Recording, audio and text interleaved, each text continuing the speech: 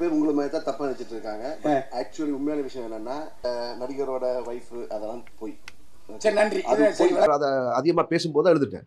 எழுந்து போய் நீங்கள் சொல்லலாம் தப்பு, இப்படி பயவராங்க ஸ்டேஜ்லேயே சொல்லிட்டேன். இது நீங்கள் பேச ரொம்ப தப்பு, இப்படி பண்ணாதீங்க, தேவையில்லாமல் ஒரு பொண்ணுக்கு வந்து கெட்ட பேரை உருவாக்க சொல்லி அப்பயே சொல்லிட்டேன்.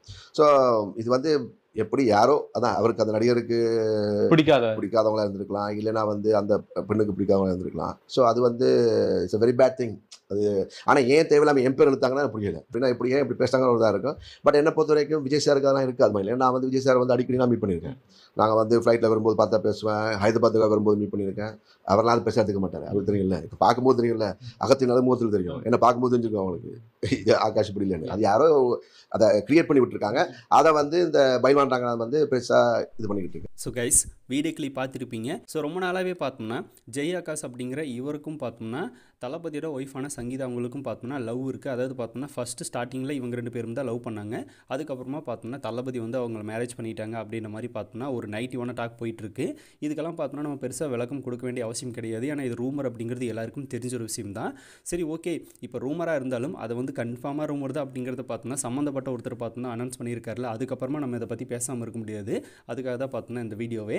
ஸோ ஜெய் ஆகாஷ் பார்த்தோம்னா என்ன சொல்லியிருக்காரு அப்படின்னா, யோக்கியன் அப்படிங்கிற ஒரு படத்தோட இவர் நடிச்சிருக்கிற அந்த படத்தோட பார்த்தோம்னா ப்ரொமோஷன் வேலைகளை இறங்கியிருக்கும்போது அங்கே ஸ்டேஜில் பார்த்தோன்னா பைல்வான் ரங்கநாதன் இவரை பார்த்தாலே நிறைய பேருக்கு டென்ஷன் ஆகும் அப்படிங்கிறது எல்லாருக்கும் தெரிஞ்ச விஷயம் தான். ஸோ இவர் பார்த்தோன்னா ஸ்டேஜ் ஏறி அவர் முன்னாடியே பார்த்தோன்னா இதை பேச ஆரம்பிச்சிட்டாரு. அதாவது பார்த்தோன்னா இவர் தான் அப்படின்றத சொல்லாமல் பார்த்தோம்னா அந்த ஹீரோவோட ஒய்ஃபு இந்த ஹீரோ அப்படின்ற மாதிரி பார்த்தோன்னா பேச ஆரம்பிச்சிருந்தாரு.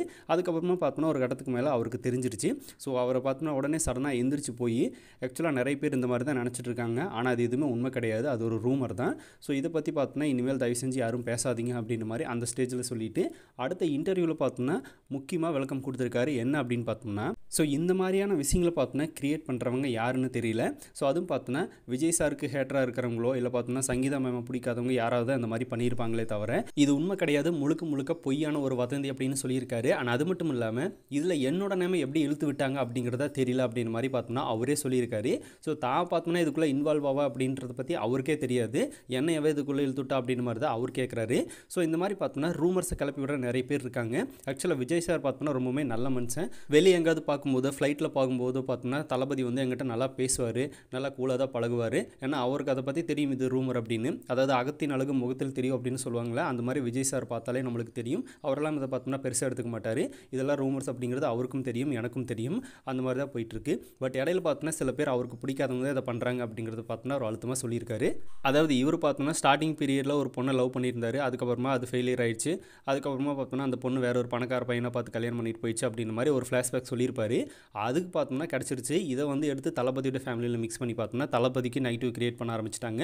இதுதான் நடந்த ஒரு விஷயம். பட் இப்போ சம்மந்தப்பட்டவரே பார்த்தோம்னா அதெல்லாம் உண்மை கிடையாது, இவங்க பார்த்தோம்னா கிளப்பி விடுற ரூமர் தான் அப்படிங்கிறத சீரியஸாக டென்ஷன் ஆகாமலாம் பார்த்தோம்னா ஜஸ்ட் கூலாக சொல்லிட்டு போயிருக்காரு. நம்மளால் பார்த்தோம்னா ஒரு ஃபேமிலிக்குள்ளே ஒரு குழப்பம் வருது அப்படின்ற மாதிரி கிரியேட் பண்ணுறதெல்லாம் பார்த்தோம்னா தவறான ஒரு செயல் அப்படிங்கிறதையும் பார்த்தோம்னா அது வந்து கண்டிச்சிருக்காரு அப்படின்னு தான் சொல்லணும். ஸோ இதுக்கு மேலே பார்த்தோம்னா இதை பற்றி இந்த ஒரு சில மென்டல் ரஜினி ஃபேன்ஸ் இருக்காங்க, அதுக்கப்புறமா ஒரு சில அஜித் ஃபேன்ஸ் இருக்காங்க. இவங்க தான் பார்த்தோம்னா இதை பற்றி கிரியேட் பண்ணி பேசுகிறதே தவிர மற்ற யாரும் கிடையாது.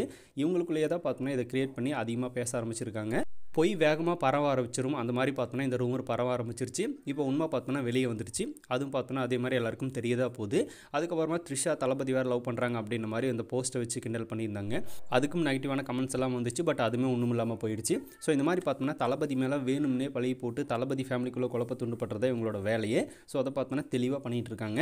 ஆனால் இப்போ அது எதுக்குமே இடம் இல்லாமல் போயிடுச்சு. ஆஃபீஸில் சம்மந்தப்பட்டவங்களே அதை பற்றி ஷேர் பண்ணிட்டாங்க. இது எல்லாத்தையும் விட இந்த மாதிரி விஷயங்களை சோசியல் மீடியாஸில் பார்த்தோம்னா காசிப்ஸ் பேசுகிறவங்களாம் நிறைய பேர் இருக்காங்க.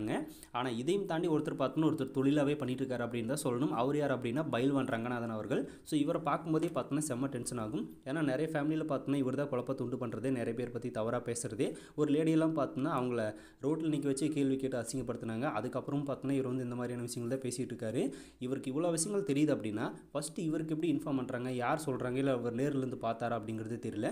அதேபடி எல்லார் பற்றியும் நெகட்டிவான விஷயங்கள் மட்டுமே தெரிஞ்சு வச்சிருக்காரு. பாசிட்டிவான விஷயங்கள் எதுவுமே அவருக்கு தெரியாதா, நெகட்டிவ் மட்டும் ஷேர் பண்ணுறாரு சொல்கிறார் அப்படின்னா இவருக்கு ரூமர் தான் அப்படிங்கிறது உண்மையாயிடுச்சு. அது மட்டும் இல்லாமல் ஸ்டேஜிலேயே பார்த்தோம்னா அவர் முன்னாடியே அந்த மாதிரி ரூமர் கல்பனா அவர் டென்ஷன் ஆகாமல் இருப்பார். அவர் வந்து நேரடியாகவே மூஞ்சில் அடிச்ச மாதிரி சொல்லிட்டு போயிட்டாரு, இதெல்லாம் போய் நம்பாதீங்க அப்படின்னு. ஸோ இவரும் பார்த்தோம்னா தளபதி பற்றி சில விஷயங்களை தவறாக தான் பேசிகிட்டு இருக்காரு அப்படிங்கிறது நம்மளுக்கு தெரிஞ்ச விஷயம் தான். அதனால தான் பசங்கள்லாம் பார்த்தோம்னா இவர் எங்கேயாவது பார்த்தா செருப்பு கழட்டி அடிங்கிற அப்படின்ற மாதிரி பார்த்தோம்னா துரத்திட்டு இருக்காங்க. ஸோ அந்த ரேஞ்சில் தான் பார்த்தோம்னா இவர் மேலே டென்ஷனாக இருக்காங்க நம்ம பசங்கள்லாம். ஸோ இருந்தாலும் இந்த மாதிரியான ஐடிவ் கிரியேட் பண்ணுறவங்களுக்கு உண்மை வெளிச்சத்துக்கு வந்ததுக்கப்புறமா இந்த மாதிரி பேச முடியாது.